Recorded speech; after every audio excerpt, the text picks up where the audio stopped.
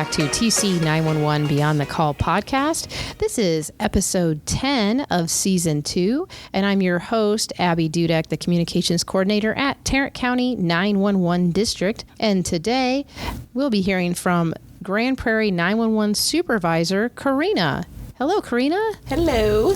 How are you doing? I'm doing very good. How are you? I'm doing fabulous. Thank you so much for letting me come into your dispatch center and borrowing you to do this podcast. Of course, I kind of threw myself into it, but that's all right. I think we kind of surprise attacked you too when you guys were having your little recognition thing, and it was like someone said, "Oh, she just got promoted." And I'm like, "Oh, you want to do my podcast?" And then you couldn't turn around from there. No, there was nowhere for you to run. There was not a hole for you to crawl in. This was happening. Yeah, but I love it. I'm here for it. Oh, I appreciate it so much. So with that being said, how long have you been here at Grand Prairie 911? I actually just hit 5 years in June. All right. High five. High five. So there you go. Prior to us starting this podcast, I taught Corina what did I say? 2 high fives? Yes.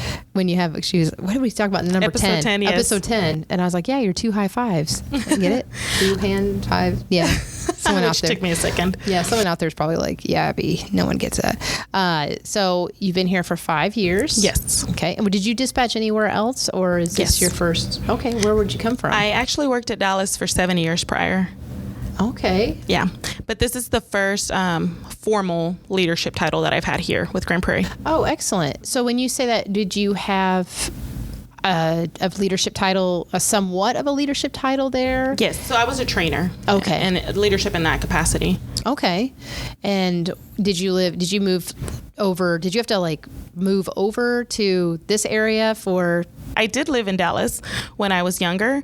I pretty much grew up there in the Oak Cliff area. Mm-hmm. And then when I was 14, my mom bought a house over here in Grand Prairie. So I've been in Grand Prairie for almost 20 years now in terms of where I live. But I did apply for Grand Prairie. Actually, it was the first agency I ever applied for when I was 19. Aww. I had seen the post. Yeah, I was a little baby, but I had seen the post. It seemed like really interesting. The high school that I attended, it did not have anything that specified in 911, but it had 2 different law enforcement programs, and one was more government-based, one was more criminal-based. I was actually in the government program, which was more in line with like being an attorney or, the judge, things like that. And then I did work at a law firm after high school, and then I realized I do not want to do that side of law. I actually don't like government law as much as I thought. I'm much more interested in the criminal aspect of it and law enforcement. Mm-hmm. So anywho, when I saw the post, I applied, but I did not make it that first round, and I was very, very, very sad.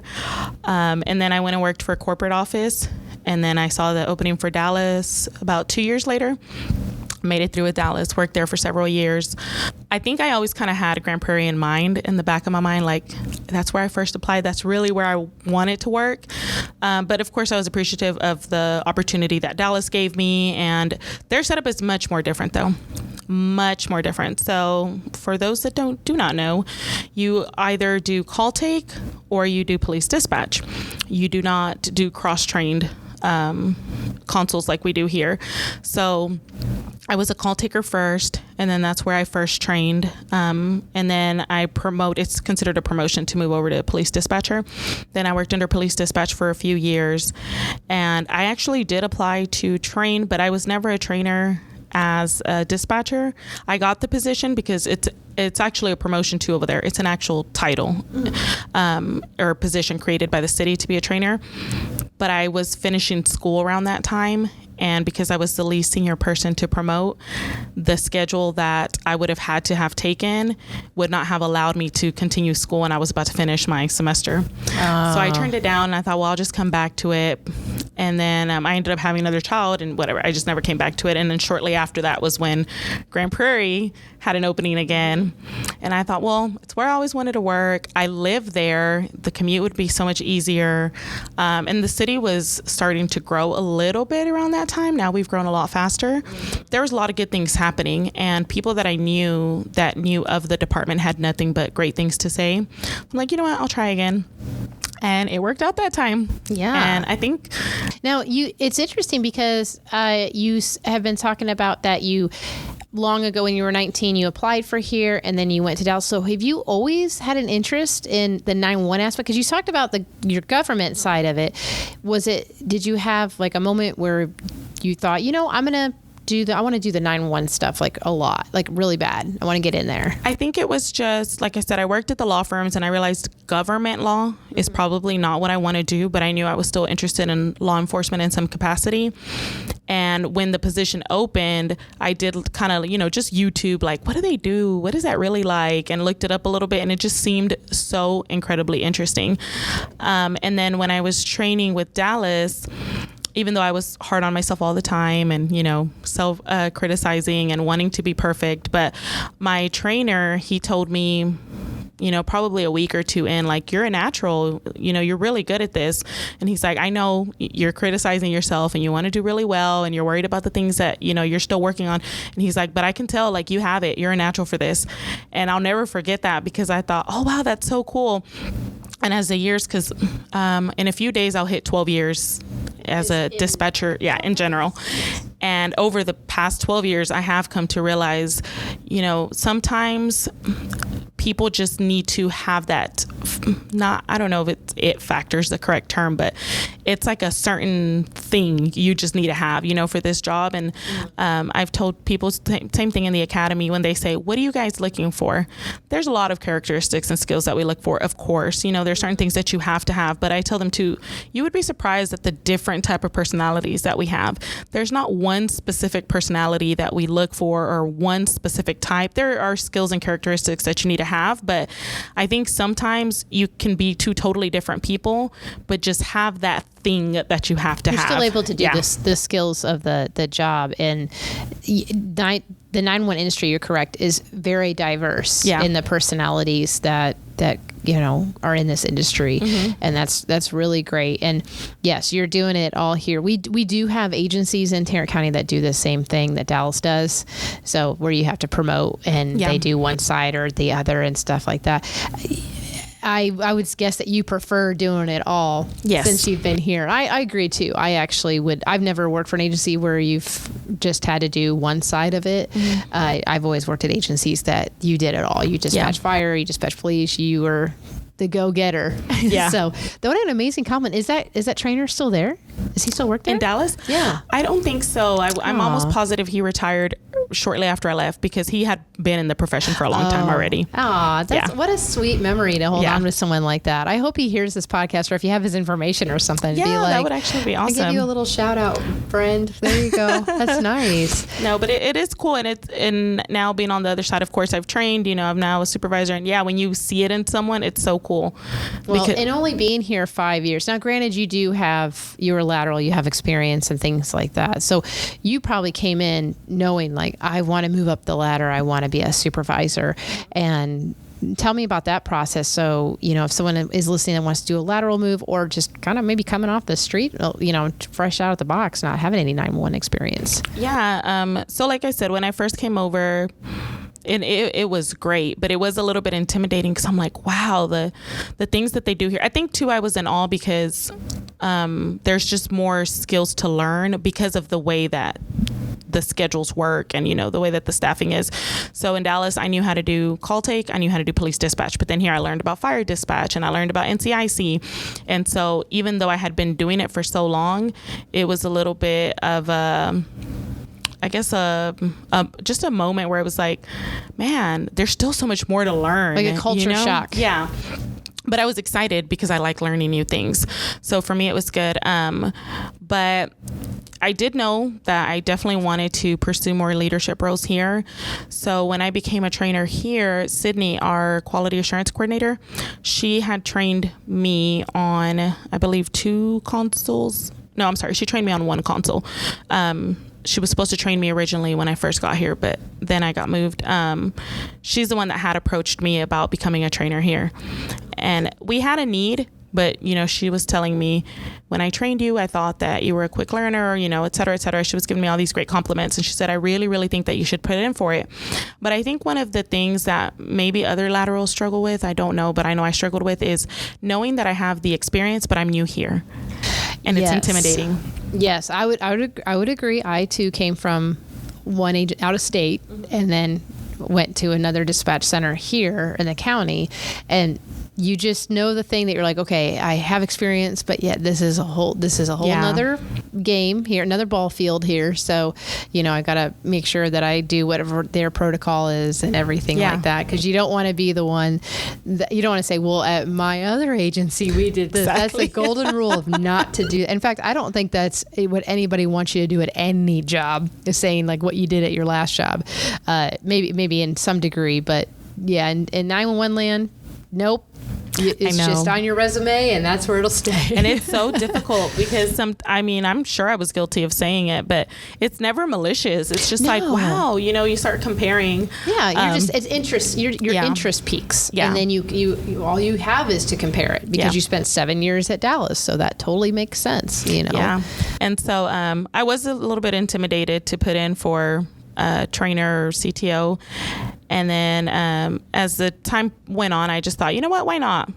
I'll go for it. I was able to get fully trained a little bit faster just because I came in as a lateral. So once I felt pretty comfortable in my skill and being fully trained on everything, I told them, okay, I want to be a trainer. So the process for us is you put in a memo and you send it to your direct supervisor, basically expressing what qualifications you think you have for that role, why you want to do it. Just basically selling yourself, of course. And then from there, it gets moved up our chain of command to our manager, Aubrey. And then they make a decision on whether or not they'd like to put you in that title. And then after that, you go to CTO training from the district, from Tarrant County. Oh, those people.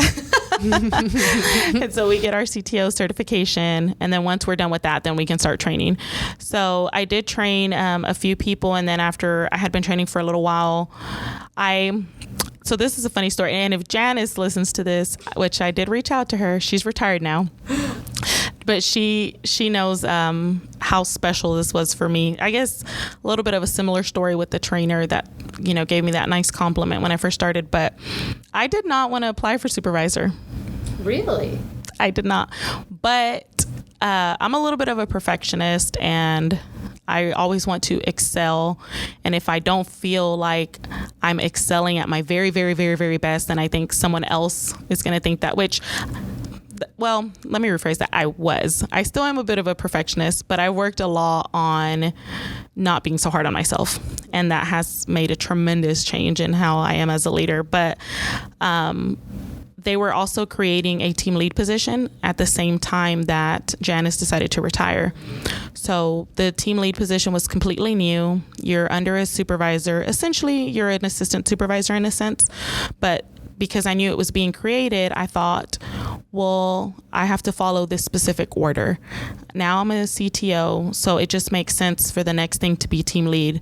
If that's what they're creating, why would I jump, quote unquote, directly to supervisor when I need to earn that right in a sense? Again, those feelings of I'm new here.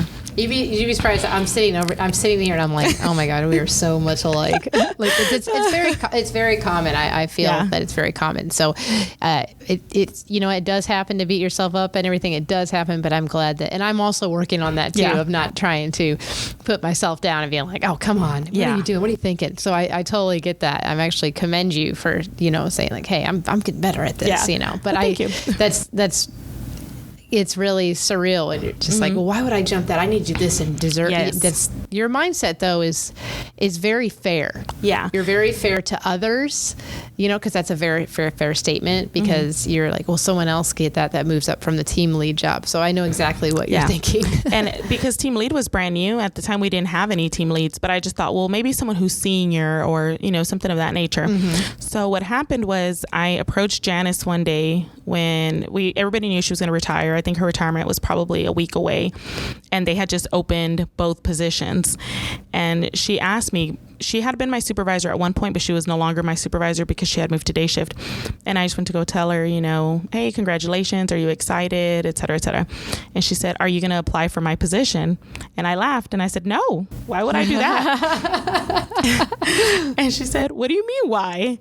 And I said, no, I'm going to apply for team lead. I need to follow this specific guide. I need to be this first and that first and, move up the ladder the correct way. So I thought. And so she said, well, I was your supervisor at one point and I'm telling you, I think you got it. Like, I think you should apply. And then I told her, I don't know. And the way that we did that promotional process was because team lead was new, we were allowed to apply for both. Oh, okay. And then you could either get one or the other or none at all, depending on how it went. So she said, but you can apply for both. Why not just do it? Yeah, why not? And that stuck with me. And I said, to her, I just said, I don't know. But then I went home and thought about it. And I'm like, man, she has a point. Like, why not? So I did. And once I was in it, I'm like, oh no, this is mine. I got to have it now. Not the team lead, the supervisor position, yes. right? Okay, which excellent. I would have been happy with team lead too. Mm-hmm. And I got it. And here you are. Yep. Because you've had the role for how long now? For almost 2 years. So I was promoted about 3 years in. Okay. So why do I think you were newly promoted? I think because we were discussing the fact that I was new to the floor. Oh, so that's where I got confused. Yeah. Because I know you worked. I know most people work and stuff. Yeah. I just don't know when people get promoted and stuff like that. There's only 700 of y'all, so I can't keep track of everybody's accomplishments. So I promoted November 2021. Okay. But the normal or traditional, I would say the traditional thing that they do is when a supervisor promotes, they put them in the administrative role for a year. And I really like that because it kind of eases you into it. Mm-hmm. But also there was so much about the administrative aspect of our job that I just had zero clue, especially when you're working night shift most of the time. You're not privy to a lot of these things. So it definitely informed me a lot about the background work that goes into it when you start talking about budgets and why we're selecting training and things of that nature.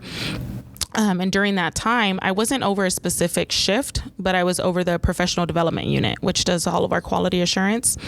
And that really helped too, knowing how we got into these contracts with these specific outside third parties and, what their history is and why we value them and just a lot of things I didn't know. You're referring to a company that helps you with quality assurance on your calls. Okay. Mm-hmm. I just want to make sure that, well, one, I understand it. Yes. And two, our friends at home understand it too, because I didn't know that. I didn't know how everybody does quality assurance a different way, so I didn't know how that happened here in the 911 Communication Center here at Grand Prairie. Yeah, and we have our professional development unit that does some of the Q as well, but there's just such a large number that has to be done that we outsource some of it too. And I think it kind of helps keep it more objective. If it's not somebody that then people may not feel like, oh, they scored it this way because they know me, That's a really good point. That is a really good idea.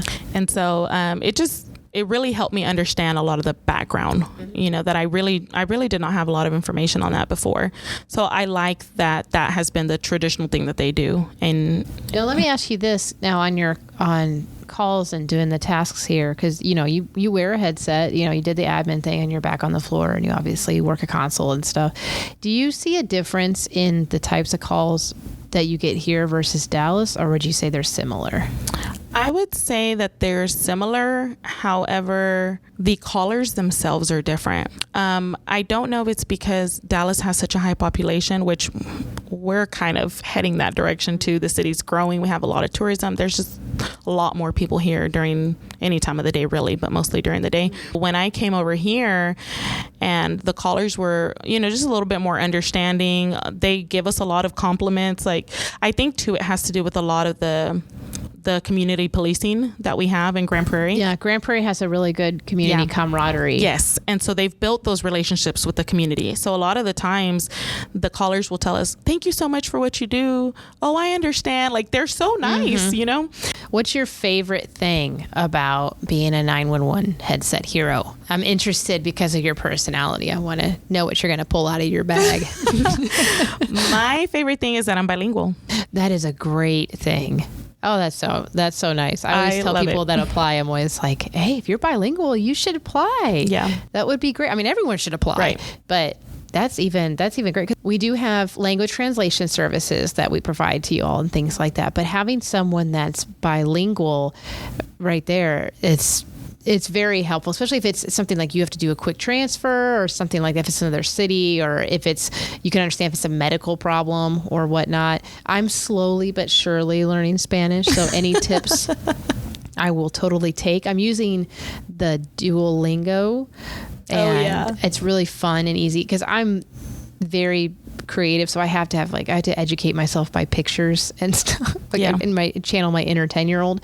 But I'm slowly but surely learning it, but I have a long way to go. I get a little intimidated because I hear people talking Spanish and I'm like, I don't think I'll ever get to that level. It sounds so fun though. Yeah. I want to have fun. So Spanish was my first language. Okay. My mom immigrated before I was born, and she holds her citizenship, but for her, it was very important that we know Spanish first, because she was always told that if you teach your kids Spanish first, then they can learn English in school, which was 100% correct. Mm-hmm. And I wish I had done, because my kids are not fully bilingual and it eats me up every day. Oh, your kids speak English? Mostly, yes. Oh, okay. They rarely speak Spanish. They understand it, but they rarely speak it. And I know that that's on me, but sometimes I tell them, oh my God, I just wish you spoke it fluently. And, I'll do some funny stuff with them, and I'll say, like, today you can't ask me for anything unless you ask it in Spanish. Well, there you go. They're like, well, I'm like, figure it out. And now Duolingo is free, so you could get them. Do they have phones? Or are they that age? My son does. See, there you go. So, get them that owl. And have you seen their TikTok either? They're so funny. They're very funny. Oh my gosh. Their marketing or social media or whatever it is, they're very involved. Their costume. I can't say that the cell phone Sally costume can do some of the activities that this owl does, because she got T-Rex arms. Yeah. So she's kind of limited. No, but I have told my son stuff like that. But yes, so Spanish was my first language though, and I learned English in school. And so of all my siblings, I'm the one that is still the most fluent, but I think it's because I started 911 12 years ago. And so the difficult thing is my mom understands English very well. Mm-hmm. So it's very easy for us just to speak it to her because she understands us. But I practice it so much at work that I'm the most fluent out of all my siblings. Oh, gotcha. But, even at that, though, there are still, over the years, some terms that I've learned, just because with Spanish, there's many different variations of Spanish. Mm-hmm. And so I'll hear things, I'm like, man, I had no idea that this was slang for that. Or, I've learned some words here and there. But oh, that's me with just English. I hear all the stuff that all the kids are saying nowadays. I'm like, what does that mean? Yeah. It's a lot of short phrases, a lot of abbreviations for words instead of saying the words just like in the full sentence or something. I'm like, what does that mean? Oh, it means this. Oh. And then they tell you, like, they look at me like I'm an idiot. I mean, maybe I'm just getting older. I'm just not getting it. Hey, I'm right there with you. Appreciate the support on that. It's difficult, man. The generation is just so different. But anywho, so for me, like, it's always been really just special to be able to help the Spanish speaking citizens. And I think a lot of it too is the fact that because of the different policies or laws that they have in Mexico, a lot of people think that, or people that are from Mexico, they think that things that are illegal in Mexico are illegal here in the US.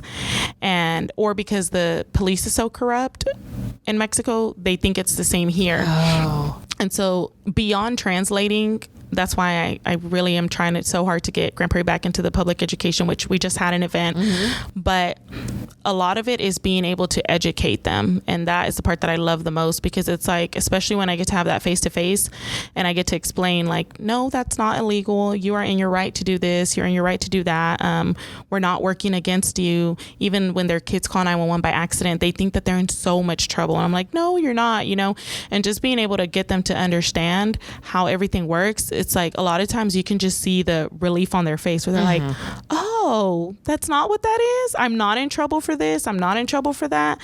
And that is really my goal. Like, my number one thing that I have in mind right now is just being out there more and being able to educate them. And it's not just the Spanish speaking community. Yeah. There are a lot of people that think that too, and are English speaking, but just being able to educate them so that when they call us, they can help us help them. Yeah. And it's so important for you as a 911 dispatcher to be out in the community. I'm a huge cheerleader, as you know, that I want you guys out there. I want all 911 dispatchers to be out there if they can, because you all know the ins and outs. You already have that vibe of when that phone call comes. You already have that emotion that you hear from the call taker. So when you're out in the community, you're just putting a face on it.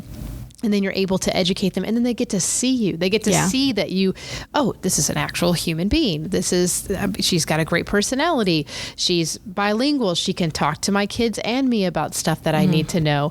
And being able to put that connection in, it's kind of to people, it could be taken as the softer side of public safety because you're not a police officer. Right. So it's a soft way to be like, hey, let's introduce you into how public safety is here to help you in this, and Grand Prairie is here to help you, and not, you don't have nothing to be scared about no matter where you came from. So I love that you're wanting to go back out there more and things like that. So and that sigh of relief too on the phone. I mean, it's also this, along the same lines.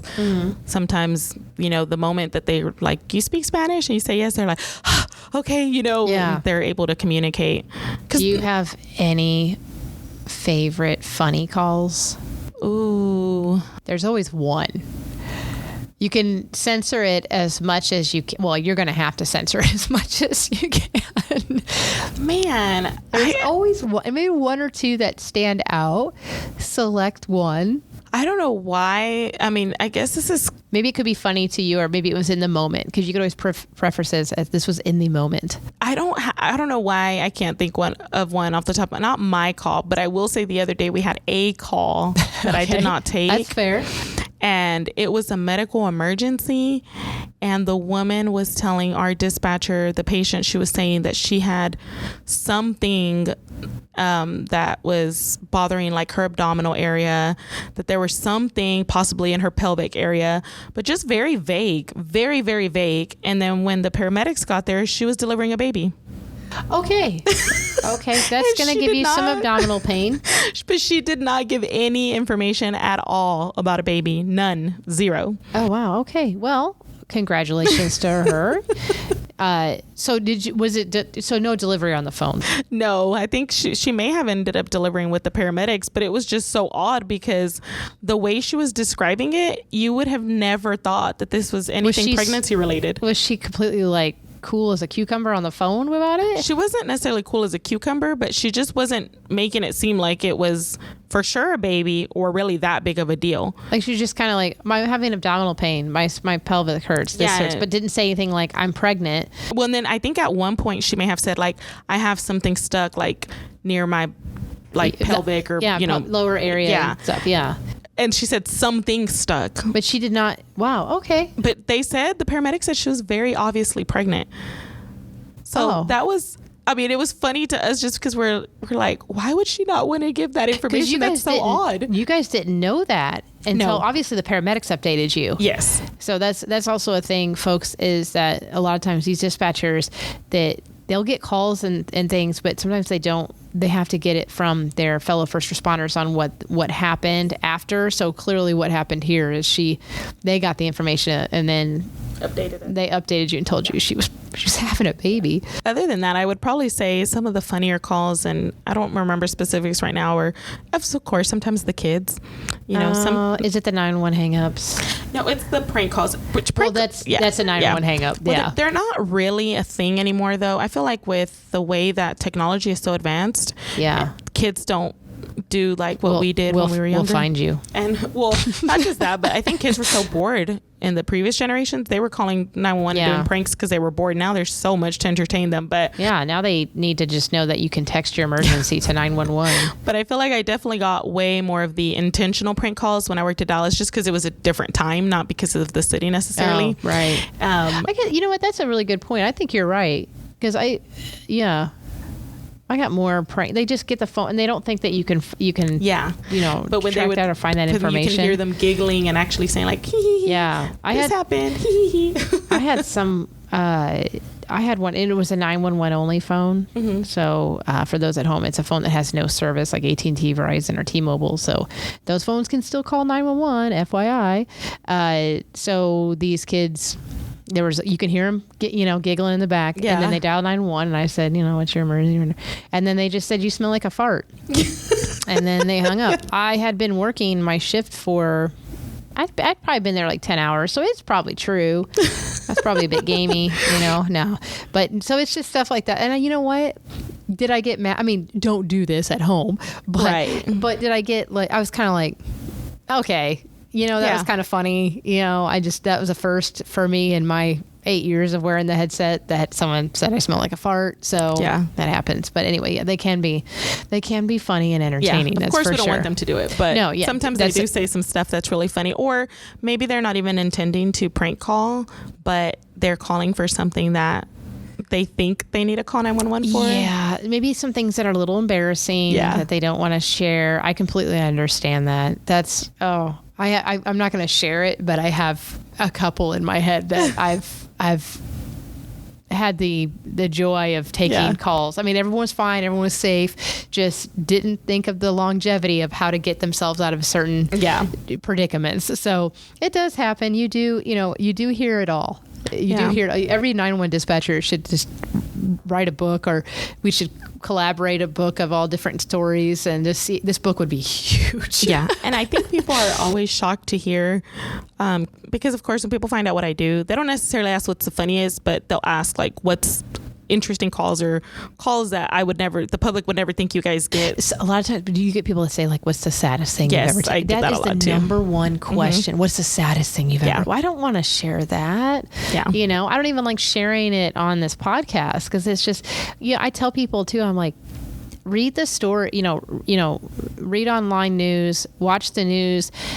These tragedies that happen, they start with a 911 call. Yes. And so someone has to take that first initial call and get that process going. So when you see it, and there's a lot of stuff that doesn't even make the news that everyone hails, because we live in a huge metroplex. Yeah. There's so much stuff going on. It's never boring. It's never dull.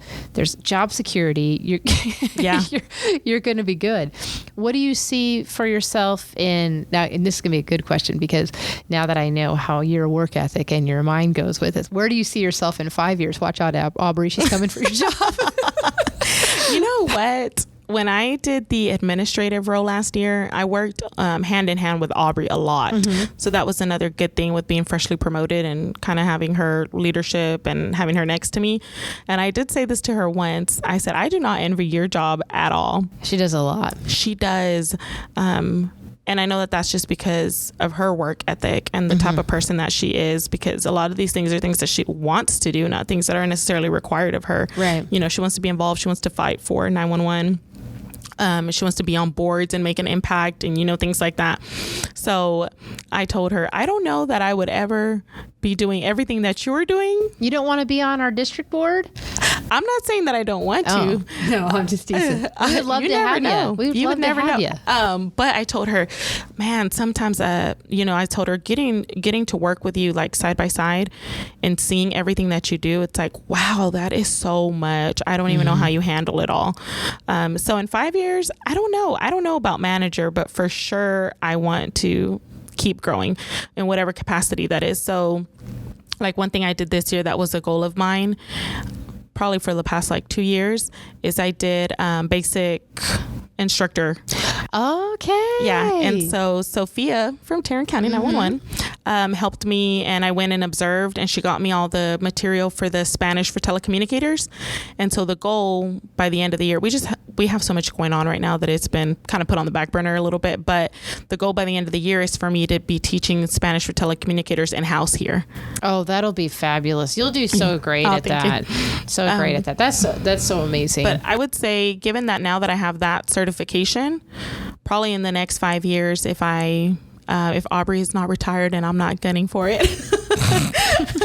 for that position. No pressure.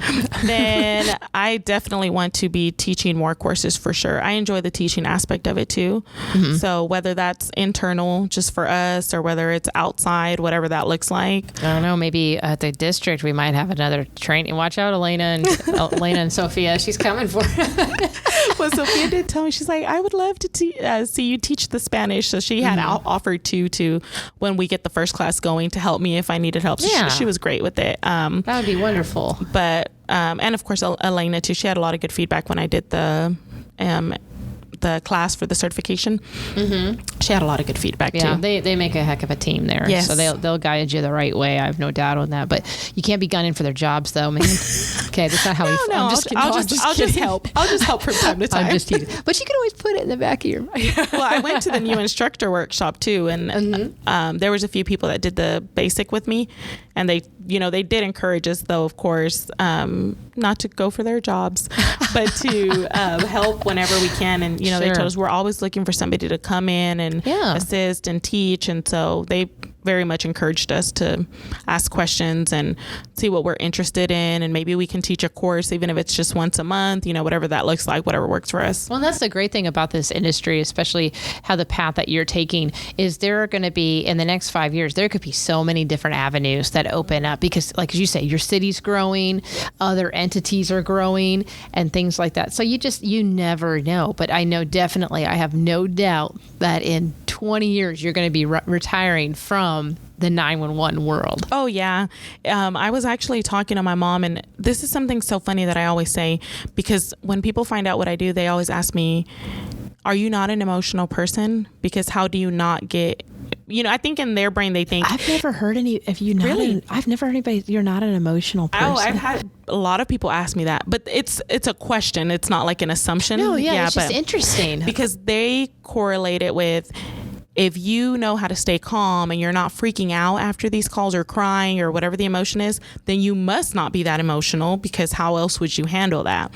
And I always tell them, no, the funny thing is I'm very sensitive and I'm very emotional. And that kind of goes back to what I was saying when I say, I guess you can call it the it factor in 911, when people just have it or just understand the role. Because I told them, there's a lot of things outside of my job that you would never think I do my job because of the way I do the traits that I have. So like, for example, I talk a lot. I love to talk. Yeah, you would think if you like to talk a lot, you would work in a call center in some fashion. You do. Yes. And I'm like, but I said, it's so funny because you would also think that maybe people that work in this don't talk as much, because when we're dealing with callers and we want them to give us the information of what's going on in the moment, and they start going off into la la land, and one, they're telling us what's happening, and then it kind of goes off to something like completely different. Yeah. We have to always bring them back. And so I always tell them, you would think that with me working like that, my brain would have switched and I wouldn't want to go off on tangents, and I would always want to just be straight to the point, no details, just get what you need to get, or say what you need to say, and that's it. But I'm not. I always go off on a tangent. I always want to say every detail. I always go back to 5,000 stories that link up to this one story that I was telling you. That's okay. So, you've done really good during this. Usually you kept me off the tangent thing, because I'm the one that steers off the road. But I have that characteristic. I'm like, and I'm emotional, and I guess you would, and I'm a sensitive person. You might think you're not because of the way that you handle the calls, but I always tell them, I don't know what other way to explain it other than you just know you need to do what you need to do. Mm-hmm. But there is no room for me to be frustrated when they're frustrated, cry when they cry. I mean, it doesn't make any sense. I need to be in control of the call. I need to be the one helping them. But I'm like, it's like a little switch that turns off, because the call can be heartbreaking. And I'm not saying that you have to have a suck it up buttercup mentality, because I do feel like that's what 911 used to be. I think we've gotten away from that. But, if you need a moment, get up by all means, do what you need to do. You can't be emotional you can't be someone's lifeline. Like if I call 911 and I'm on, you answer my call and I'm completely a disarray because my relative is, passed away next to me or something, or not breathing or stopped breathing. I can't have my lifeline freaking out on the other. Like that's it. You're it. Yeah. Like that. I'm like, excuse me. Are you okay? Yeah. So I get that. Yeah. You definitely can't have that on the phone. But you're right. that is such a great way of explaining it. It's an automatic switch. And then once it turns off, you're like, okay, now I'm going to marinate in this. And usually it's always, how did I handle this call? And then it goes into the emotion of what the caller had to deal with. That's a wonderful way that you just explained that. And I was telling them too, like, even if the call was very, very difficult, and I would say in 12 years, there's probably only a handful or less of calls where I have had to get up, but that's not because I expect everyone to just be able to handle everything all the time. But I do tell people it surprises me that I don't normally need to get up. I can just move on to the next thing because I am a sensitive person. I'm sensitive at heart. A lot of things make me cry that probably shouldn't make me cry. Well, that's okay. You're such a well-rounded, great representative for this industry. Well, thank you. You have a lot of strengths, and I love everything that you've shared with us. And thank you for even sharing your behind the scenes personal, things too. But all of that, I always say you never know who's out there that could be listening, and you can inspire someone else to take the same path, and then they'll be coming for your job. No, but I think it's great, and I definitely am looking forward to see what your future holds in this industry. Now, I'm going to be retiring when this is where math comes in. When I told you, nope, math is hard. When I am probably 60, so I'm 42, so I got a while. But time flies. But anyway, it does. So I don't know if I'll be around to do your retirement or anything. So, hopefully. I don't know. I think we have an age difference, don't we? I think we have an age difference. I'll say I'm 33. Oh, okay. That's not so bad. I'll just show up in my cane and then give you your retirement plaque. Still kicking after this long. No, but Corina, thank you so much for sharing so much. This has been a great chat, an amazing chat. And congratulations on all your accomplishments, not even just in the 911 industry, but just being a young woman and a young mother and accomplishing a lot of, hurdles that life throws at you. And I'm sure there's way more than that than, you shared. And I would love to keep going and hear all that because I really enjoy sitting and chatting with you. Well, but thank you. I'm going to go ahead and say thank you. I appreciate it. You're an amazing headset hero and an inspiration to all. And thank you to everyone who has listened. Join us next week as we hear from another 911 leader in one of our communication centers in the Tarrant County 911 area. And be sure to give us a like and follow, and send me some comments. Let me know what you think of everything. And if you have questions, please send them and I can get those answered for you. And until next time, have a fabulous week.